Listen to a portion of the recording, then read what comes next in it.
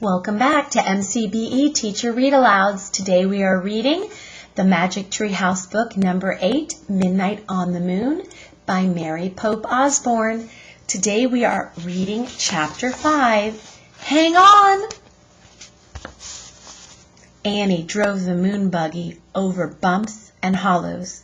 It bucked like a bronco.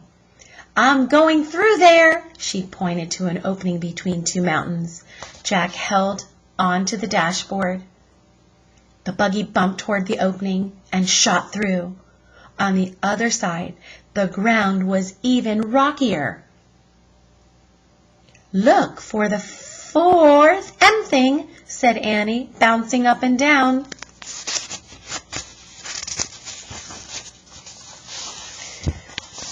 Jack groaned. Looking for anything on this wild ride was impossible. Slow down," he said. "How?" "Try pressing on the brake pedal on the floor slowly." Annie pressed on the brake. The buggy slowed down. Jack sighed with the relief. The ride was still bumpy, but now at least he could take a good look at the moon. He had never been to such a colorless, barren place. There was no green, no blue, no red, no water, no trees, no clouds, only giant gray rocks and craters and an American flag. "Oh man," said Jack, "that's from the first astronauts who landed on the moon. And look, a telescope," said Annie. She drove near the flag and telescope. Then she put her foot on the brake until the buggy stopped. She pressed a button that said off. Then she and Jack hopped out. They took slow, giant steps to the site of the first moon landing. Beside the flag was a sign. Annie read it aloud. "Here, men from the planet Earth first set foot upon the moon. July 1969 AD. We came in peace for all mankind." "That's a good message," said Jack. He handed the moon book to Annie. Then he took out his notebook and pencil to copy the sign. "Let's leave our own message," said Annie. "What should we say?" said Jack.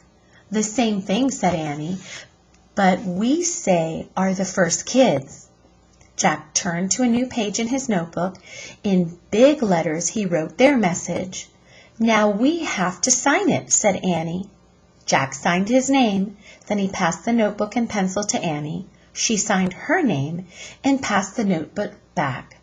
Jack tore out the piece of paper. He put it by the flag. Today, the first kids from the planet Earth came to the moon. We came in peace for all children. Jack, Annie. No wind would ever blow the message away. No rain would ever fall on it. It would be there forever unless someone moved it. Thinking of forever made Jack feel dizzy. He shook his head to clear his thoughts. Then he remembered the time. Had 2 hours passed yet? "I wish I had a watch," he said, standing up. "We might be running out of time." "Oh, wow, a moon man," said Annie. "What?" Jack turned to look at her. She was staring through the telescope. Jack walked over to the telescope. Annie stepped aside so he could look, too.